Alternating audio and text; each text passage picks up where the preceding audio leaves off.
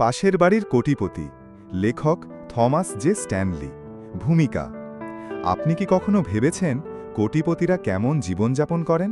বড় গাড়ি, বিলাসবহুল বাড়ি, দামি ব্র্যান্ড? এই বইটি সেই ধারণা ভেঙে দেয়। কোটিপতিরা আসলে পাশের সাধারণ বাড়িতেই থাকেন। তারা চাকচিক্য নয়, বরং সাশ্রয় ও বিনিয়োগের মাধ্যমে ধনবান হয়েছেন। আজ আমরা জানব কিভাবে তারাও আমাদের মতোই সাধারণ ছিলেন, শুধু তাদের অভ্যাস ছিল আলাদা। অধ্যায় ১। সত্যিকারের কোটিপতির পরিচয়। আজকের সমাজে আমরা যাদের ধনী ভাবি, তারা অনেক সময় ঋণে ডুবে থাকে। বড় গাড়ি, দামি জামাকাপড়, এই সবই বাহ্যিক প্রদর্শন। কিন্তু সত্যিকারের কোটিপতিরা কেমন? উদাহরণ: রাজুদা ঢাকার উত্তরায় থাকেন, পেশায় অ্যাকাউন্টেন্ট। বাইরের চেহারায় কিছুই বিশেষ না, পুরনো গাড়ি, সাধারণ জামা। কিন্তু ২৫ বছরে নিয়মিত বিনিয়োগ করে তিনি প্রায় ৫ কোটি টাকার মালিক হয়েছেন। তার মূলমন্ত্র: উপার্জনের চেয়ে কম খরচ করো। অধ্যায় ২। আয় নয়, সঞ্চয়ই আসল। ধনী হওয়ার মূল চাবিকাঠি হল সঞ্চয়। অনেকেই বড় আয় করেন, কিন্তু খরচের লাগাম থাকে না। এই বইয়ের গবেষণায় দেখা গেছে, কোটিপতিরা আয় বাড়ানোর চাইতে খরচ কমানোর কৌশলে বেশি মনোযোগ দেন।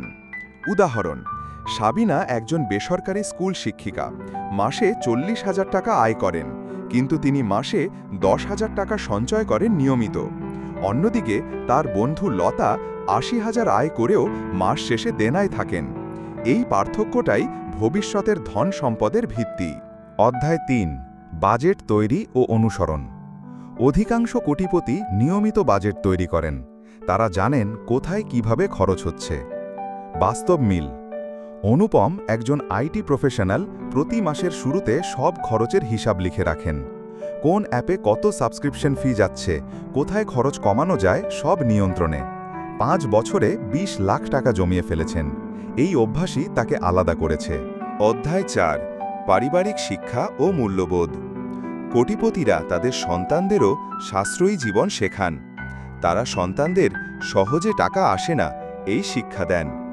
উদাহরণ: মোহন ও রেখা তাদের ছেলেকে স্কুলে যাওয়ার সময় পকেট মানি দেন, কিন্তু শর্ত থাকে প্রতি মাসে একটা অংশ জমাতে হবে।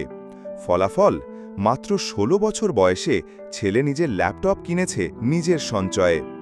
এটাই ভবিষ্যতের সফল মানুষ গড়ার পথ। অধ্যায় ৫। নিজের ব্যবসার প্রতি ঝোঁক। বইটি বলছে, বেশিরভাগ কোটিপতিরা ছোট ব্যবসা থেকে শুরু করেছেন। তারা ধীরে ধীরে সম্পদ তৈরি করেন। বর্তমান দৃষ্টান্ত: রনি ছোটবেলায় স্কুলের সামনে স্টল দিয়ে পেন্সিল কলম বিক্রি করত। আজ সে একটা ছোট কনস্ট্রাকশন কোম্পানির মালিক। তার বার্ষিক আয় ৫০ লাখ টাকা। সে বলে, আমি চাকরির জন্য নয়, সুযোগ খোঁজার জন্য বেরিয়েছিলাম। অধ্যায় ৬। কর বাঁচানোর কৌশল। ধনীরা নিয়ম মেনেই কর বাঁচানোর কৌশল জানেন, যেমন কর ছাড়যুক্ত বিনিয়োগ, কর পরিকল্পনা ইত্যাদি। বাস্তব উদাহরণ: জেসমিন একজন ফ্রিল্যান্সার, ইনকাম ট্যাক্স ফাইল করেন নিয়মিত। তিনি ইএলএসএস, পিপিএফের মতো স্কিমে বিনিয়োগ করে কর বাঁচিয়েছেন এবং সম্পদও গড়েছেন। এটা শেখায় কর ব্যবস্থা বোঝাও ধনী হওয়ার একটি কৌশল। অধ্যায় ৭। সামাজিক চাপের প্রতিরোধ। অধিকাংশ মানুষ আশেপাশের চাপে খরচ বাড়িয়ে দেন, বন্ধুদের সঙ্গে দামি রেস্তোরাঁ, ব্র্যান্ডেড জামা ইত্যাদি। কিন্তু কোটিপতিরা সামাজিক চাপের কাছে মাথা নত করেন না। উদাহরণ: তুহিন, কর্পোরেট অফিসার, নিজেকে একটা নিয়মে বেঁধেছেন, লোক দেখানো নয়, ভবিষ্যতের দিকে তাকাও। তিনি বাড়ি কেনার পরিবর্তে বিনিয়োগে জোর দিয়েছেন।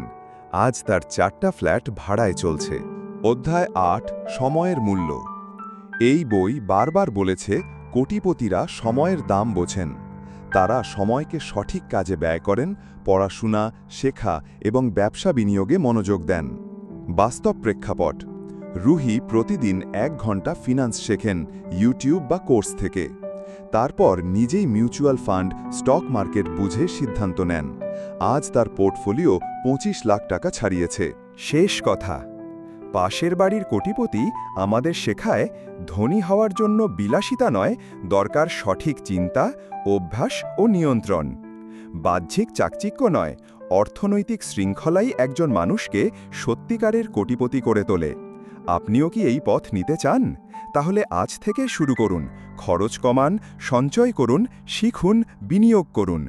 একদিন আপনিই হবেন পাশের বাড়ির সেই কোটিপতি।